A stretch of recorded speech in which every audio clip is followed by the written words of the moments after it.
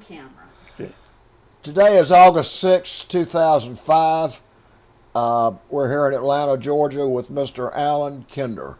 2025. Oh, Did I say 6? I'm always looking ahead. I run into that now. Birthday 1925. When I put down 25, it doesn't make sense. I've had 2 or 3 episodes at the airport. I'm always thinking ahead. But yeah, I'm sorry. It's really. I'm glad you corrected me. Mr. Kinder is a veteran of the U.S. Army, and he's been involved in a number of different campaigns, and he's going to tell us about his life and his military experience, which is extensive, and you've been in a lot of exciting places when you were in the military. So we're going to go ahead and get started. Would you give us your full name? Yes, it's Alan, middle name James after my grandfather, Kinder. And what city and you live in? I was born in a little mining town in the mountains in the Cascades east of Atlanta, or of Seattle rather. In those days there was a coal seam ran up and down the west side of those mountains, and they mined coal in several little villages. It was low-grade coal, so they didn't mine forever. I don't think they'd still mine it now, probably not. But it was big time in my day. But there were several little plants, or several little towns involved with mines. But ours was a little different in that somewhere in the old days, in their wisdom, some geologist discovered clay in the same area as the coal. So they literally had an underground mine. They mined a seam of coal and a seam of clay, and they used the clay to make the old red. Remember the old red clay sewer pipe? Yeah. They're past now. There's gas costs too much. You can't afford them. But that's what I grew up in. Dad started there as a laborer, and the town at one time had almost 1,000 people there from mining, either coal, clay, the plant, or lumbering. There were huge trees in the area. Lumbering was big. So I grew up in a town. Ended up when I came along, there were only about 20 families, about 120 people. For my first 18 years, we were in the minority. Of those families, there were only 2 families spoke English as a home language. It was nice being a minority because you know how it feels. Yeah. It makes it easier now. I loved it. We had 6 or 7 Italian families. We had Carl Benson was Swedish. We had Belgian, Dutch. Anyhow, it was a real motley crew, but I loved it. Well, that had to be good for you because you got to deal with people from around the world. I'm happy about that. Yes, it sort of started a wanderlust in my mind, which didn't really come to me until late in life, because when I came home from the service, I just wanted to get home. But then on business, I started traveling, and you learn to adapt. I loved travel. Mm-hmm. But Mom and Dad came from eastern Washington, a town called Walla Walla, and that backfired on me because as kids we used to write letters all the time, and the family always used W squared as meaning Walla Walla. Overseas, I've got a box of letters here somewhere that my mom saved, and every time I wrote W squared, they took it out. Well, tell us about the circumstances under which you entered the military. Okay. If you notice on a paper I filled out in talking and getting ready for this, it says enlisted and drafted. This time I checked them both. I haven't done that. This time, just for fun, I checked them both because I was 17 when I went to college, and I had my 18th birthday in the middle of my first year, but they let me finish because I was taking pre-engineering. So I went in at about 18. They drafted me.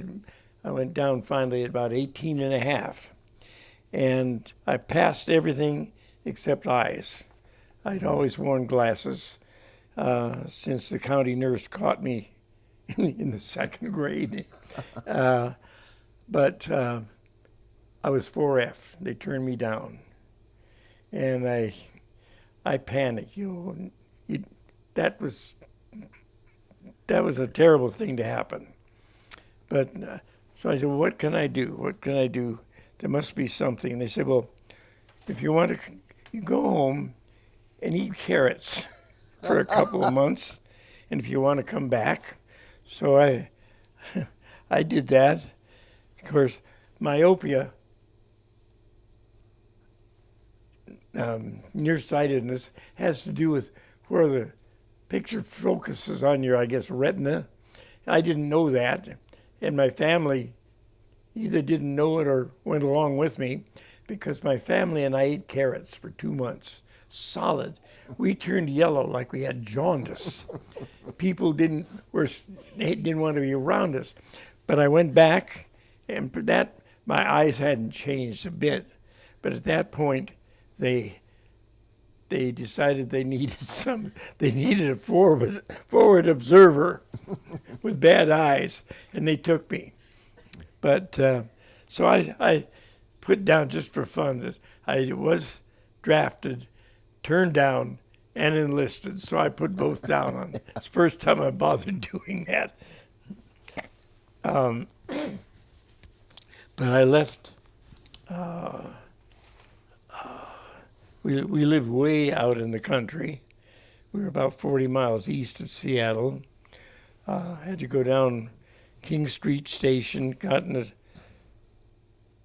train car, and went to Camp Roberts, California. And I guess because of the little education we had, 2 of us were picked out to go at Camp Roberts. Instead of going to infantry, we went to a instrument and survey group. There again, it was one of those lucky breaks. I had them so much in my life. But we learned a lot about instruments and surveying and so on. And after 3 or 4 months, I went back up again, and not that lucky break, went back to Fort Lewis, Washington for several months. I lived near my folks. I was able to bring my car back down. The folks had let me buy a car so we could get the extra 3 gallons of gas a week. So I had a car. And a side story on that one, I never had to worry about gas. I didn't know them well, but each Friday night I would leave my keys in the car, and the master sergeant and the motor pool sergeant would borrow my car. They'd go over to the Spanaway liquor store and get their weekend supply. Every Saturday after inspection, my car was magically full of gas. So that's just a little side one. But in Fort Lewis, I joined my final group, 14th Field Artillery Observation Battalion. We were just a battalion. There were about 400 some of us, and it turned out I didn't survey, but I did work with a machine. We were forward observers. we used microphones in the ground.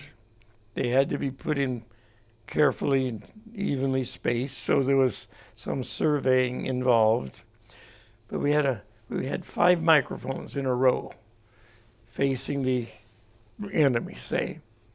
And if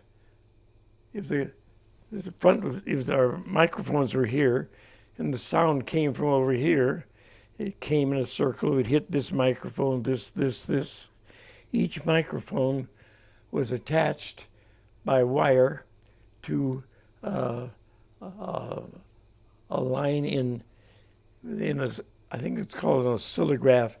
It was like reading a seismograph or an EKG. Each microphone had a line, and if nothing was happening, the line was like this. But if the sound hit the first mic, there was a wiggle, and then another wiggle, and another, and depending on where it's here or here, you learned a pattern, and then we drew lines out between each microphone, and eventually they crossed out somewhere.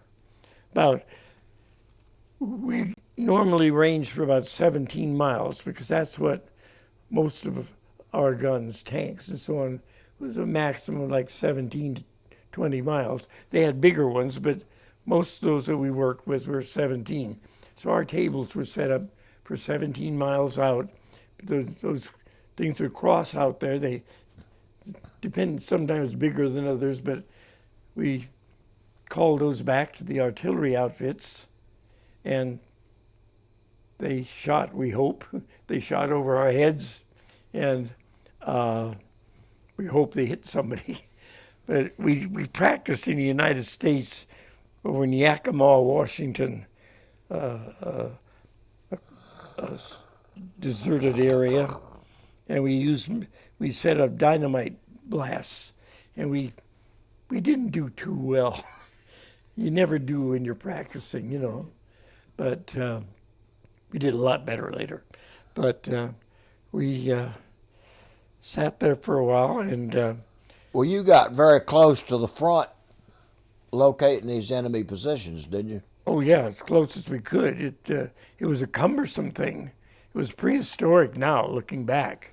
But yes, we got as close as we could. We had to be, we were always in front of the artillery. We were always a little bit behind the infantry. Not always, but generally. But yeah. But we, see, D-Day was in June 6th of, 43? June. Before that, June, 44. May, April, May. So April of that year, they got us together and told us to take the cars home and begin to get ready to go. And so we did. We packed up all of our equipment. It was specialized stuff, of course. And then we sat there for about 2 months. Our equipment went, but we didn't. We sat there, we didn't know why, but we sat, and apparently our equipment went over, and it was used, we assume and understand, it was used by a similar outfit like ours. It was already in England, but this was newer equipment, and they went in the Bulge, into the invasion, rather, on the 6th. They were somewhat damaged, so again, lucky break. We always feel guilty about it, but it was still lucky looking back. Yeah. But so we didn't go then. June 6th was D-Day. On June 7th, the day after, we left Fort Lewis, Washington in a train. Took us a week to go across the country.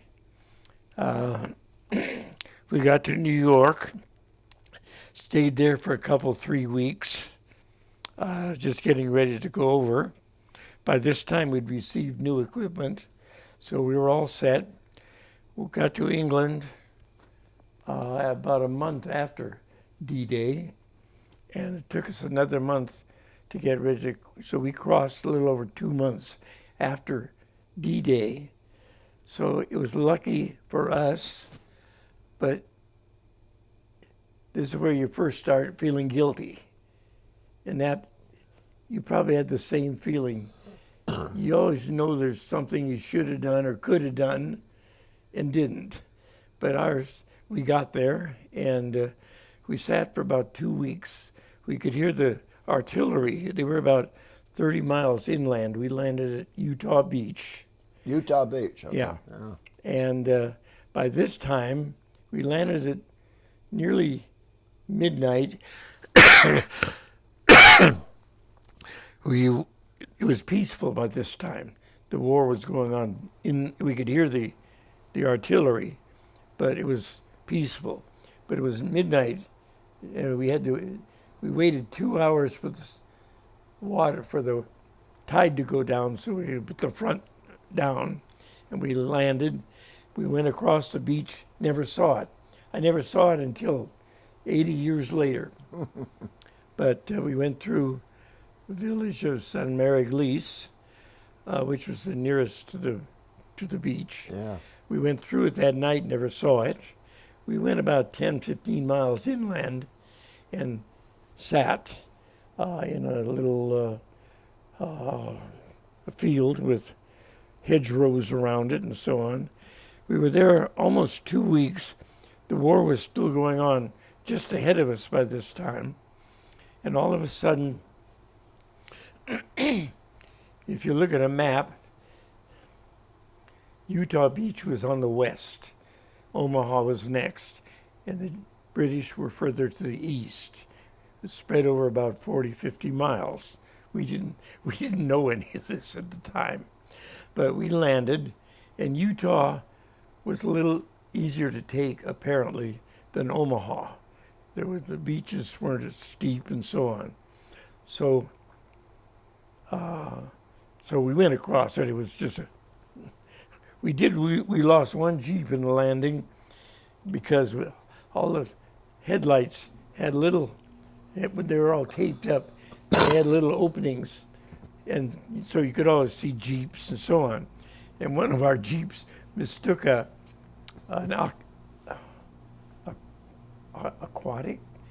duck, D-U-K-W, a big machine who went both water and sea, amphibian, that's the word. And it was this big, and it had a light over here and a light over here, about 10 feet, and he drove right between them. We lost our first fatality was a Jeep. But the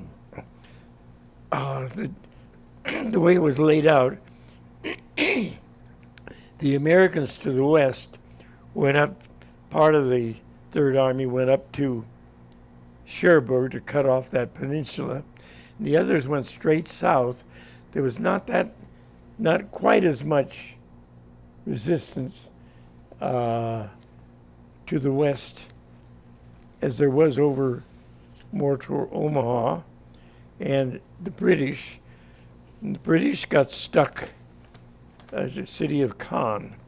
In reading, I've read a lot of it since I knew I was going, but it's still controversial whether the British handled it just right. There's a lot of fuss between the two governments at the time. The British were slow taking Caen, and so the Americans went on south, and they went south, and by this time had a chance to start east just a little ways. By this time, the British finally broke through Caen and came down. The Americans came back, met them at the last battle of the invasion, which is called Falaise Gap. It was a little city, little village, and that closed the gap. It trapped thousands of Germans, and that kind of settled the invasion. At that point, then, we were set and we took off. And there was not a lot there were skirmishes, there were holdouts here and there. We were usually that day or the next day. We didn't enter into it. We just were going, but we were following. There was only where we were. There was only one major road, and we were on it. We were passing people going back to Germany, retreating, so on. Picked up a lot of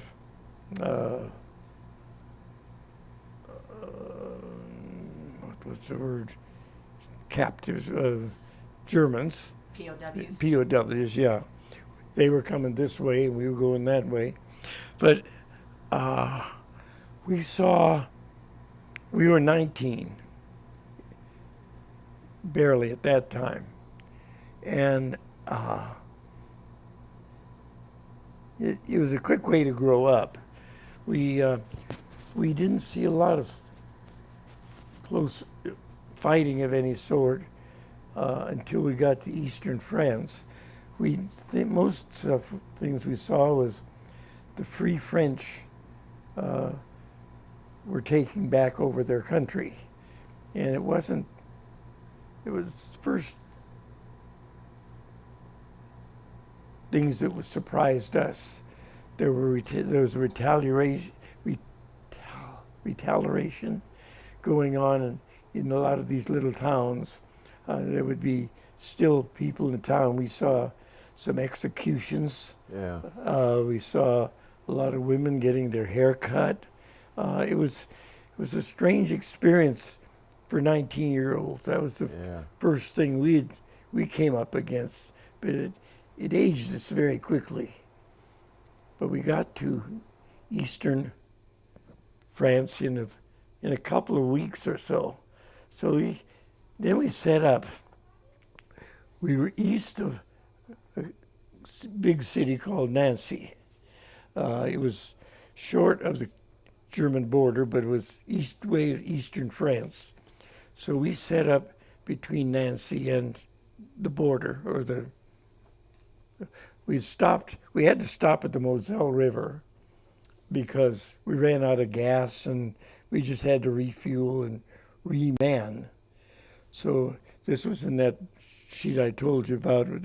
We stopped east of Nancy and made our first setups. And we didn't get a lot of business. The war had stopped and was starting over again now. And it took us a little while to get into action with our microphones. But it takes a minute, but it's covered in a TV thing. You look it up on Google. It's Mark Felton Studios has a summary of this episode.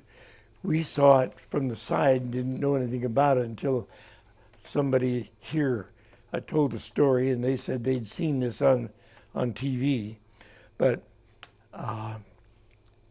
we were east of Nancy.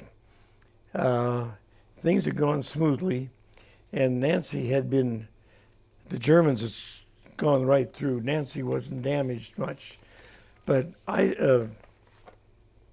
Patton set up his headquarters there, and then they thought it was safe enough for Eisenhower to start getting ready with his SHAEF headquarters. So they moved in, as this article says, about 3,000 of Eisenhower's forerunners came and were beginning to get billeted there and started to work. And the Germans, while we were getting reorganized, it gave the Germans a chance to reorganize. So if you heard of Big Bertha in World War I, the big gun, came out, fired periodically, went back each night. The Germans had two or three or four of those on the West Coast, on their western front anyhow. Yeah. They were back there somewhere. They called them Slender Berthas. They were smaller caliber, but could shoot like 40 some miles. So they were way back. And they began to bracket Patton's headquarters, and they already damaged civilians in Nancy. They were beginning to, they'd fire here and then they'd hide, and then the next day somebody would tell them move a little bit, so they'd switch over, and they were bracketing Nancy and getting a little dangerous. So one night they called and they said, I don't know when the timing on it, but hours or days before, they said at such and such a time, there'll be no Allied guns fired. The British to the north, the Americans, French a little to the south. If you hear any noise, it'll be German. So we were in this little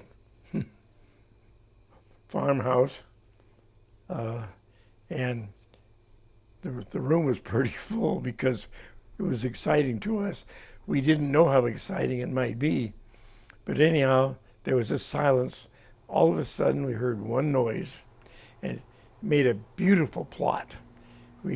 So we set up a table, one mic, second, we plotted them, put the lines out, and they came together a beautiful pattern, but it was about 20 some miles out, further than we had to put cardboard on our table to get that plot.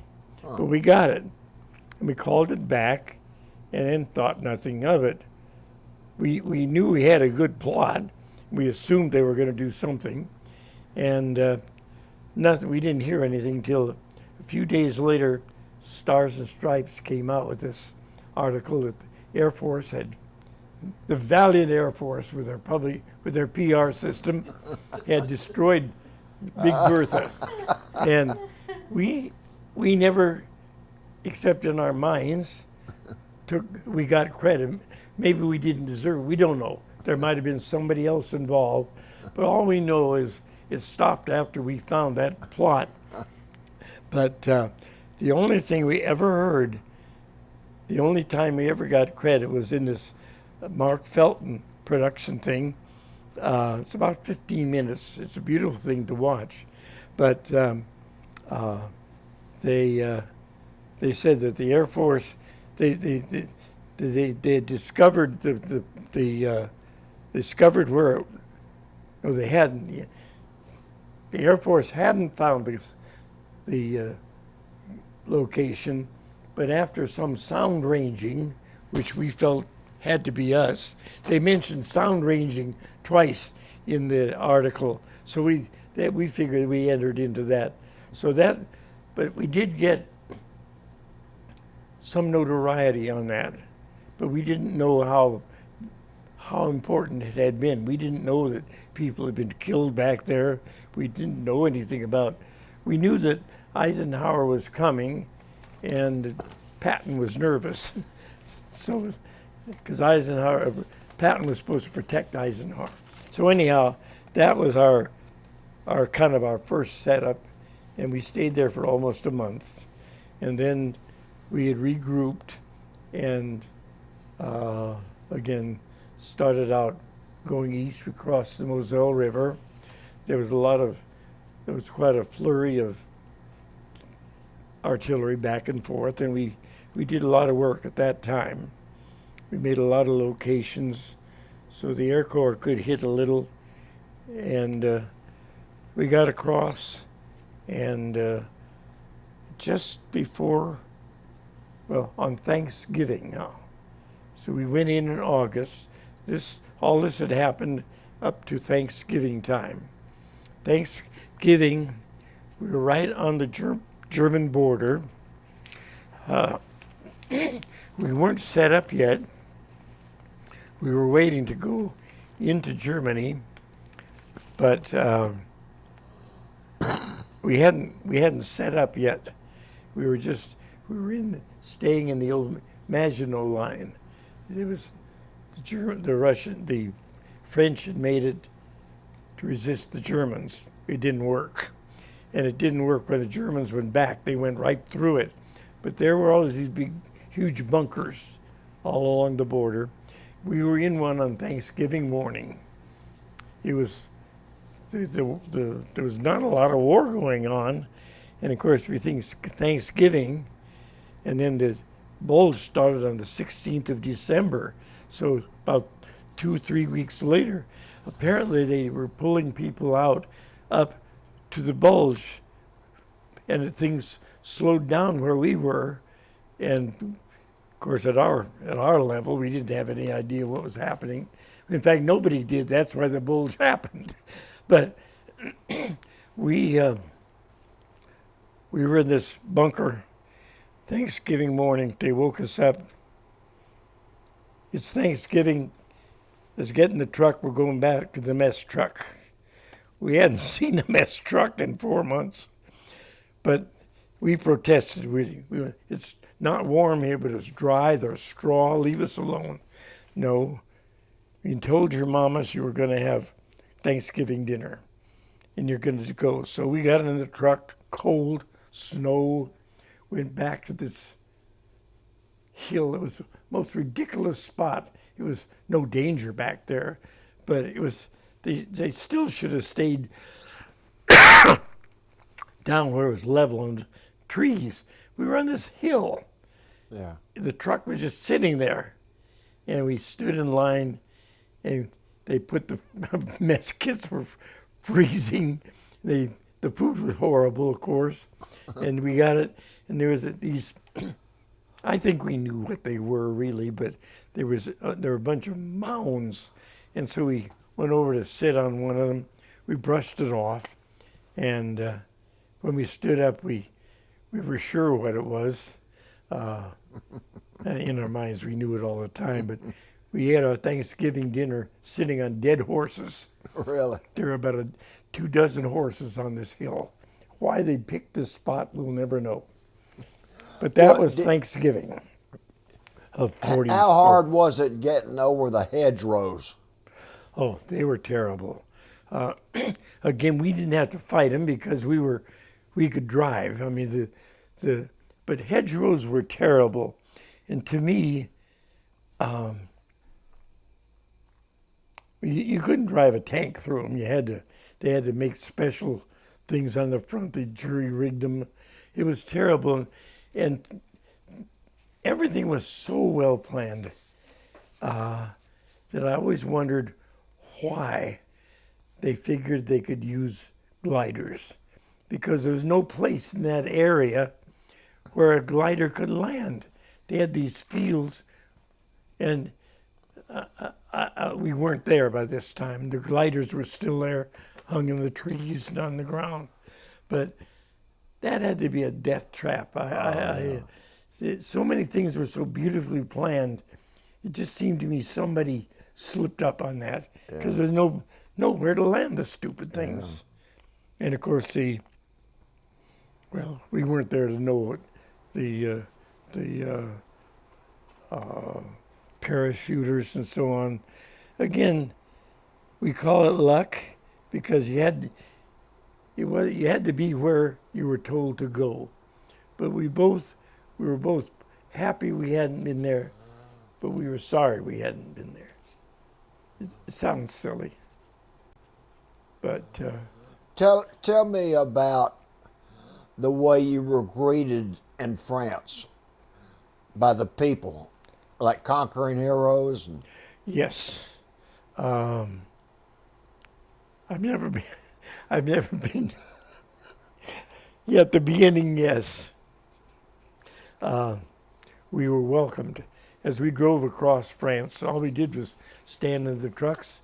We'd come to these towns that had just been that day or the day before had been not really liberated because the Germans were going so fast. Yeah. There wasn't really a liberation. We just kept moving, and they were there with beer. We held out our mess kits. At 19, I didn't like beer in the first place, but beer pressure, you had to sample it. And a few times we got close enough to the front that they still had the good stuff. They had Calvados. Oh, Calvados, And yeah. the first drink of that as a 19-year-old, that was a shock. But yes, we felt very welcome. But it settled down. I was not a major fan of the French. Yeah. We didn't know them that well, and of course we were imposing on them. Yeah. And we had to, if we were going and had to set up, we would take over a house, kick them out. I know they resented it. They had to. We discovered things that they were hiding. This one place, east of Nancy, where we stayed for a month, we were in this farmhouse. And it was a series of houses. You went in the door, there was an aisle, went straight through. The family lived on this side. The barn was on this side of the aisle, and with hay and cows and so on. And we were there for almost a month, and we discovered that this Frenchman, he had to feed his cows, and it must have been torture to him, because every time he used hay, he took the hay pile down. Finally got to the point we couldn't hide it anymore. He'd hidden an Opel automobile away from. We confiscated it with receipts. I mean, it was legal. We took it over and used it, painted it our colors and so on. But they were trying to get away with some things, and I know they resented us at times. But I had to swallow that pride after the invasion celebration. The people were wonderful.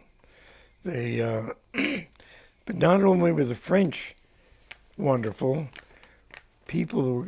I mean, it was like a circus that day. People came from Brazil, Belgium, Luxembourg. We were just surrounded. We were hugged and kissed by old people. It was spooky. We realized that when we were there at 18 and 19, they were 5 and 10. We were giving them candy and stuff. And now our age didn't make any difference. And we were kissed by 85, 90-year-old people, men and women. It made the Normandy celebration really wonderful. And it made us realize that how much it had meant to them. Yeah. And that's when we really started feeling like it was worthwhile. When we came home, we started back to school, we got married. We didn't, once the war was over, after VJ Day, the war was over for us. And they went on, so we began to appreciate their appreciation. Yeah. And we ran into that more probably.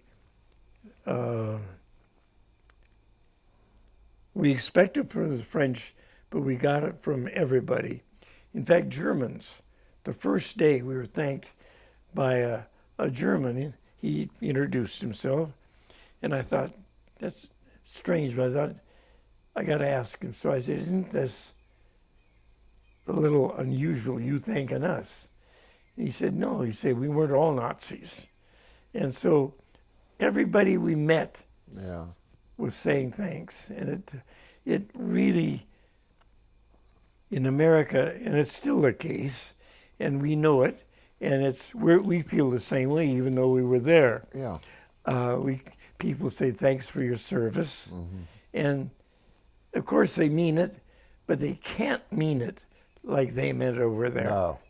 It just, because you gave them freedom. it was a different thing. They had another 10 years of growing up in a terrible situation. No, it was a wonderful thing to get over there. I enjoyed that so much. Yeah. And the Bulge was the same way. We were there's still just 8 of us this time with the same group that sent us from Tennessee. But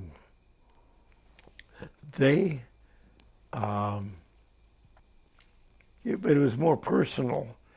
We stayed at Bastogne, where we had, we didn't even talk about going up to Bastogne, did we yet?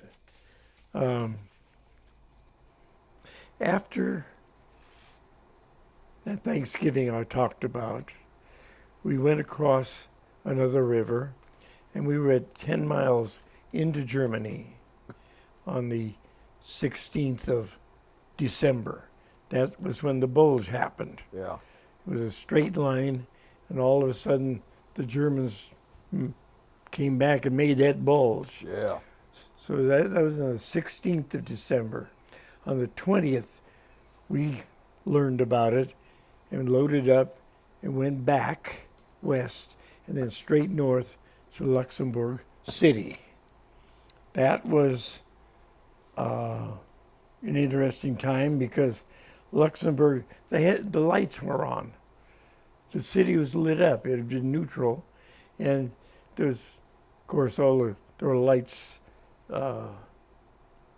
We hadn't seen lights in months. Yeah. And here it was beautiful, but it was scary because nobody knew what they were doing. Luxembourg City was a traffic jam. We were all trying to get up to the Bulge, which came across northern Luxembourg. So Luxembourg City still had its lights on and so on. The next day, we got to Luxembourg City on about the 21st or 22nd. About the 23rd, we were just north of Luxembourg City. We were still en route. We hadn't set up. We were staying wherever we could because it was winter.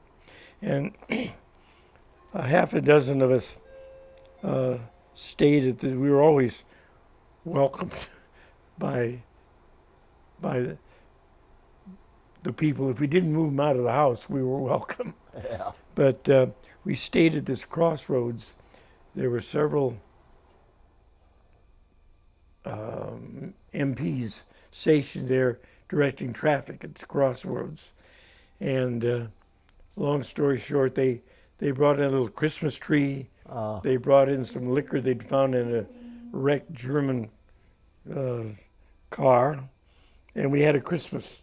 They had lights there. Good. The lady had Christmas lights. We put the tree on the bar and had a real nice Christmas. Mail caught up with us. I had 3 boxes. The boxes, remember, shaped like this and about so long. And I got 3 of those for the kids. And then on the 26th, we set up for the first time. We got up to a town called, I was there last month. Anyhow, it'll come to me. But Was we it set up the Ardennes? Yeah, it was. We were about 25 miles. We were in Luxembourg. Oh, okay. We were in North Luxembourg at the south end of the Bulge. Okay. We were at the corner where the Bulge started. Yeah. So we were ranging into as they went into the Bulge. We were south of that edge, and that edge had gone below Malmedy. That's where they'd captured the 101st. The massacre. The Malmedy massacre. No, I'm sorry. Malmedy I'll talk about that in a minute.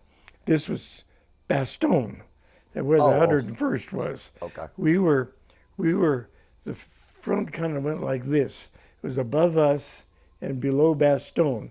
So the 101st was there on the 26th, the day we first set up our mics. History has it that the weather cleared enough that the Air Force was able to bring in some supplies to the 101st. And they probably would have got out by themselves, but the Third Army kept up kept trying to get them from the outside. But we were ranging east of Bastogne. We were ranging into the Bulge. Oh, okay. And we were safe where we were because they were going by us by this time. But we were able to. The weather closed in after the 26th, and we were, for a few days, we were about the only source they had of locations. The Air Force couldn't see anything. They were just dead. So, again, they got credit for so much, and rightly so, but we felt there was a period in there where we kind of held out a little bit and helped them. Yeah. Because, of course, once the weather came, it was just, the Bulge was over. Hello, Smoky Springs. Hello, Smoky Springs. The intercom is working, and you can hear the intercom. Sorry, I can't help that. Oh, okay. I never understand them anyhow. But no, the Malmedy massacre was interesting to us. We went to it when we went over to the Bulge. We drove up a ways. It was a small town up about in the middle where the Bulge came. It was one of the first towns to be hit. And a sister outfit of ours, another observation battalion, was trapped there, was captured. And one of their batteries was captured en masse, 130 of them. And the Germans had been pretty good about fighting legal wars until now. And they were desperate.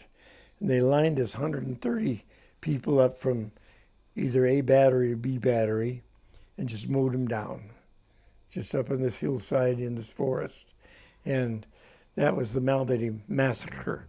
I didn't know any of them, but they had been formed from the same group that our group, in the old days, the cadre came from something. And some of our people knew a lot of theirs. And it was of course, we didn't know about it at the time. Yeah. It only came out later when we heard it was another battalion like ours. It meant a lot more to us. So when we went over to the Bulge recently, it was nice. We spent our time in Bastogne. Things are back in shape, of course. Yeah. And we visited 2 or 3 cemeteries, which made sense because some of the 8 of us had people in these cemeteries, and it was sort of a personal thing. Then one day, they got a van, and one lady from Tennessee, she was 92, and her father had been killed in the Bulge, and somehow they knew exactly where it was, almost down to the square foot. Wow. So she and her daughters had paid their own way to go over with our group. So there were 4 of them, and there were my son-in-law and me, and a driver and a photographer. We went out to this spot. It was out in the woods, just a gravel road. I've got pictures of it. It was a real touching day. Her dad had been hit and killed just a few meters from where we were. They had a little ceremony with flowers and stuff, just out in the woods. It was fun. It was real touching and much more personal than anything we'd done. That had to be special. Yeah, I have pictures of it, and they mean a lot. And then we went to the place that I remembered, which was a town called Stegen. I say we were about 25 miles east of Bastogne. But we'd stayed there for a month. It was where I'd had my closest call. I thought in my mind that this event had happened the first day we got there. And that's why I assumed that's why I couldn't remember much from then on. We were in a place we shouldn't have been. We were in a big house, 3 stories. I don't know, it was a house, well, it was a home of some sort because it had bedrooms. And the place was just jammed full of people because it was so cold out. Again, we were en route. We hadn't quite set up. It was the day before. Well, I thought it was the day before we'd set up. In any case, we got there late, our group, and we had the safest place when you're in a place like that is downstairs in the back. We were on the 3rd floor, and it wasn't where we wanted to be, but we were there. It was that or out in the snow. And even worse, after I got there, several infantrymen, a group of them came in and went up into the attic. And soon after that, a shell hit the attic, killed 3 of the infantry, injured a lot of them, and hit of the people who were hanging out in this room. 2 of us were unscathed. The other 2 went home immediately. I mean, they went to the hospital and then they went back to the States. So I always thought in my mind that that's why I couldn't remember anything I really don't remember much about the Bulge. I figured that happened the first day and that's what happened. But actually, records show that shelling occurred 8 days after we were there. We'd been working there, and I don't remember that. I don't remember after, but why did I lose that 8 days? Yeah. I mean,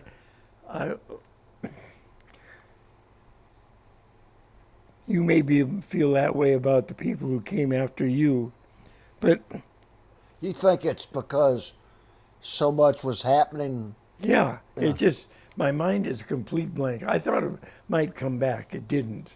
But I kind of sneered for years at the kids who've come back from the East, the PSTD and the fancy names for it and so on. And I thought that never happened to us. We didn't have drugs. We didn't have these things. And yet I was just as vulnerable as they were, because I do not remember what happened. I do remember that at that one time, which happened the 8th day we were there, by records. The other thing I remember, and maybe it has something to do with my memory, I don't know. I don't think it was the building we were in, because we were in a big building in the back by this time. But I do remember a freestanding building somewhere during that month. I don't know. But they had nothing was organized. They hadn't begun graves. They hadn't gotten into picking up bodies and so on. It was just, they were there. There was snow. They were frozen in horrible positions. And this building, it was a 2-story building with a blank wall. And they started bringing in bodies and just throwing them along this building. And the pile grew up. The building was here, and it just grew. And I remember that. I remember that and the shelling. Those are the only 2 things I remember of that whole month. Strange. Wow. but we didn't. we were not attacked. We were safe because the Germans were going across in front of us. We were shooting at them. They weren't shooting at us. But it was a bad time. But then we left. We drove over through Bastogne, according to the records. Drove up, went west, came in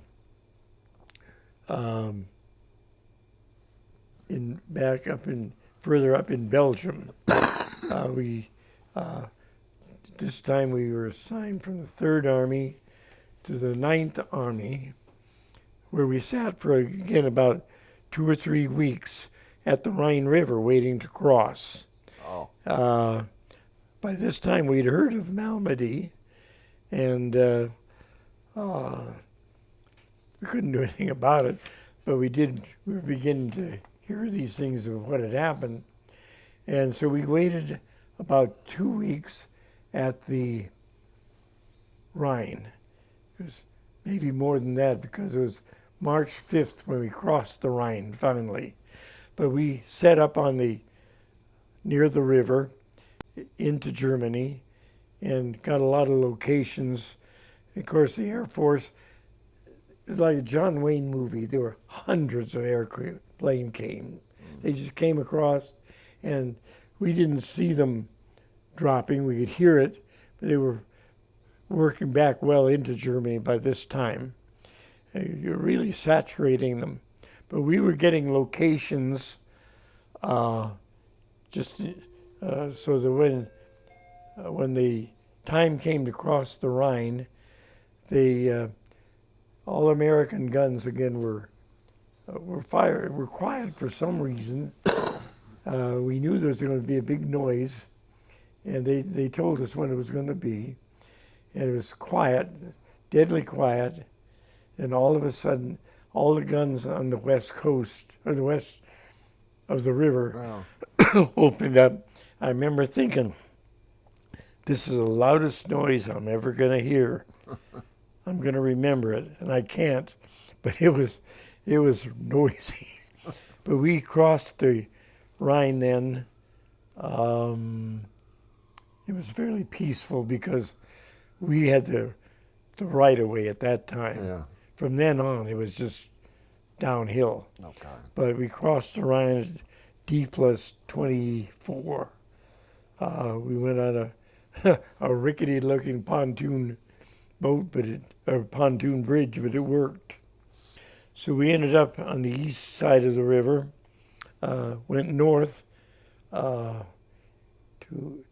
we were around Dusseldorf. I don't remember.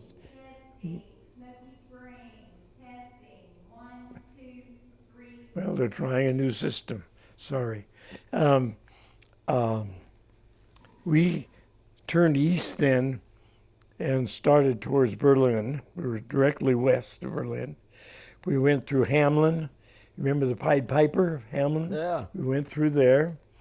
We were at Brunswick at a deserted, recently deserted German Air Force base. We spent the night there, and two Messerschmitts came in, 2 jets came in with her and surrendered to us.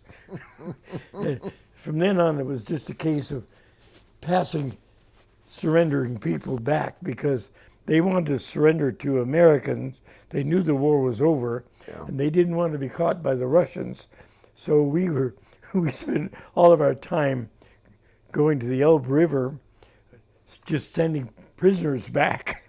Yeah, we treated the prisoners better than the Russians did, didn't we? Oh yeah, they knew what they were getting. It's funny though. After the war, we ended up at Magdeburg, 90 miles west of Berlin. We stopped there, waited 2 weeks for the Russians to come. The Allies had given the Russians the courtesy of taking Berlin. Yeah. And so we waited for them to come. We never saw anybody, but that's where we were when the European War ended. And we went, again, everything is a jumble from then on. We went someplace with nothing to do. We were in a place, it was almost like a low-level version of the Sound of Music. Yeah. It was rolling hills, farms. It was beautiful. And we were there. I have no idea where it was, but our job became just for something to do. They assigned us our battery, not a battalion, our battery, this one area to patrol.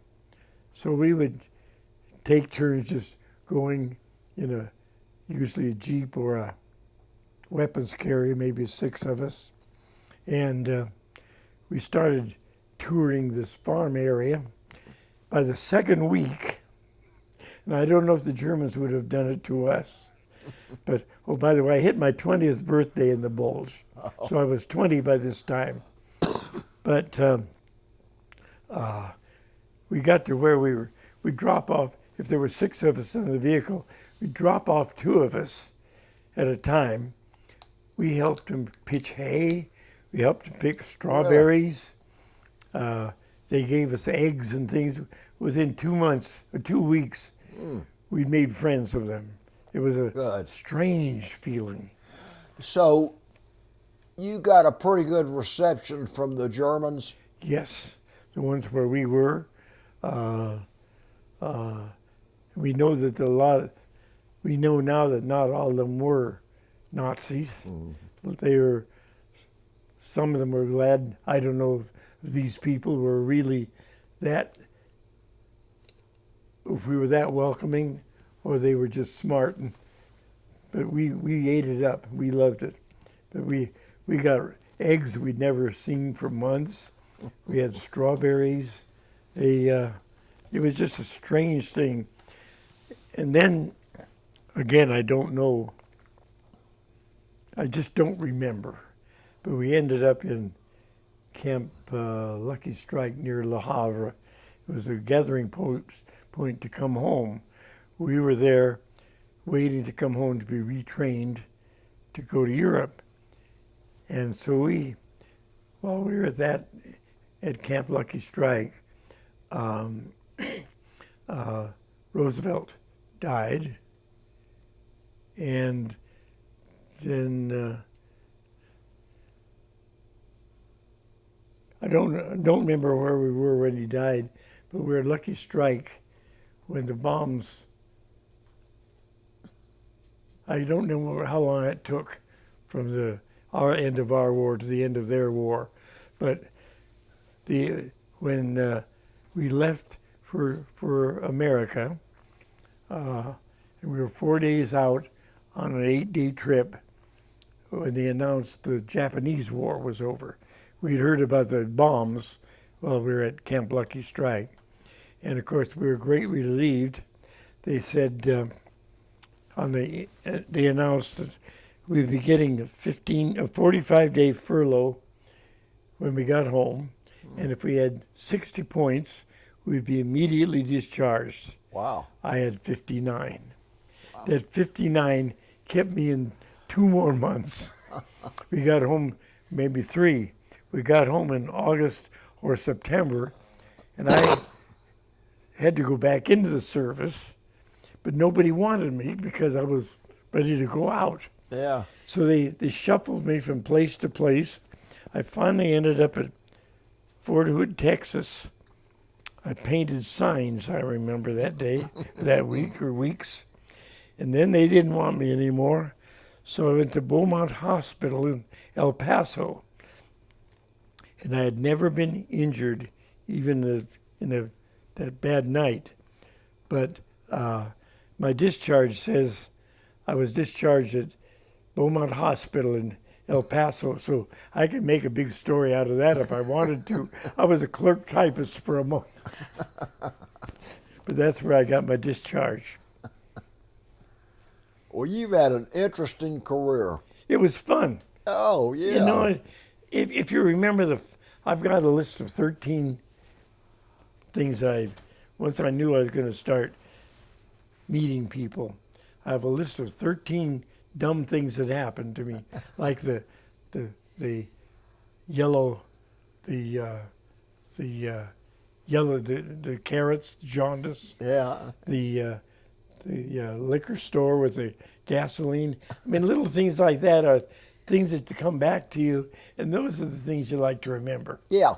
They're fun. Well, and that's what makes it fun. You know, there's a lot of work, but it's You have to remember that, or you go crazy. Yeah, I think, yeah. and that's a sad thing about people come back who've had far, far, far worse experiences yeah. than I may have had. I don't know, but it just, you do what you have to do, take what you have to take, and we've been more than paid back in the last couple of years by people like you, the Honor Air people,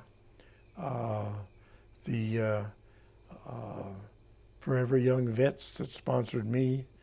I got a call yesterday about a Braves game.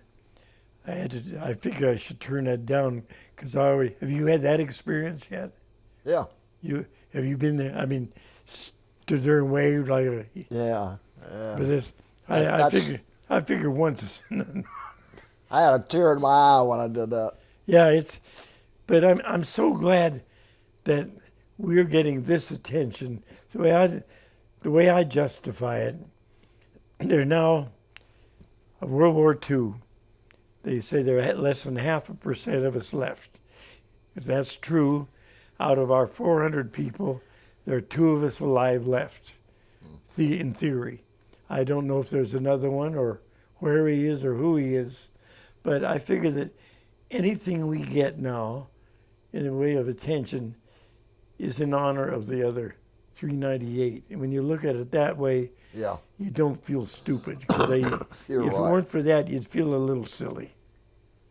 Well, you should be proud of what you did for our country. Well, we are, and I know you are. I am. But it's Yeah. still a little much. I mean, you didn't expect it, but when I No. look at it, like I know the Bastogne, they had names written in stones, and I know some of my friends knew them. So it's I know it. I don't know. I can talk without using my hands. I'm sorry. No, I'm the same way.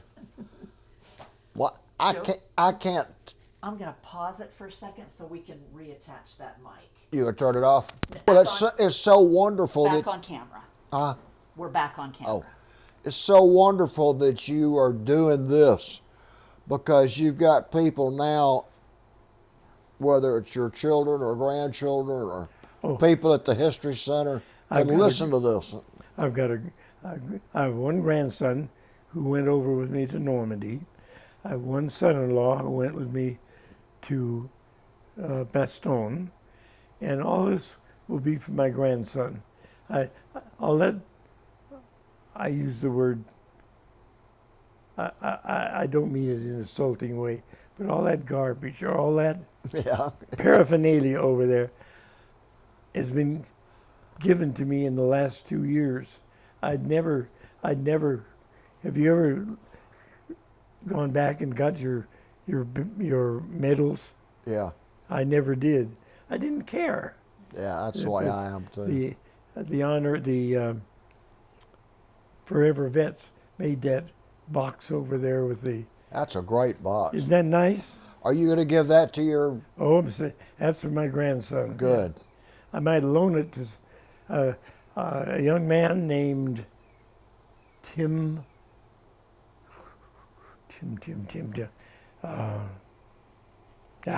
There's anyhow.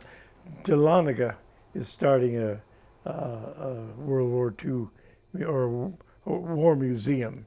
You know, they have a college up there. Yeah. They've never made any big thing of it, but they're taking donations now through the Legion to start I sent them money yesterday.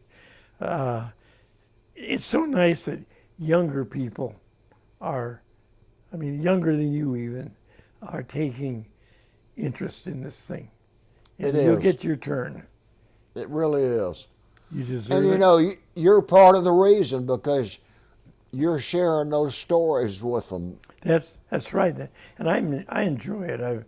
I've gone to various meetings, clubs, and so on.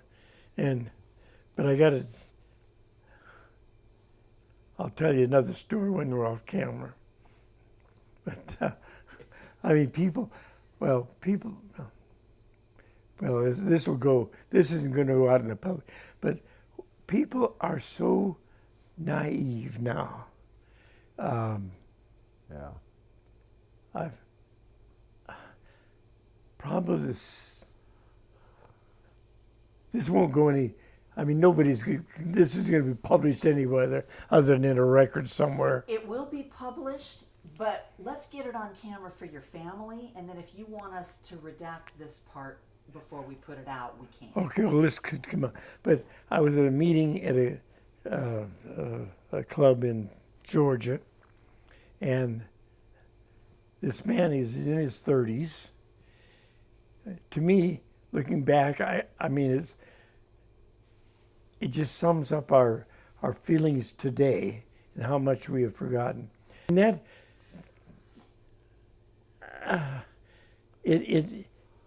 I don't mean to be. Yeah. I mean, it's nice for them to realize, because they have no idea. Don't you think we should still have a draft? Yes. Me too. To me, it was the best thing ever happened to me. Yeah. In high school, I was a nerd.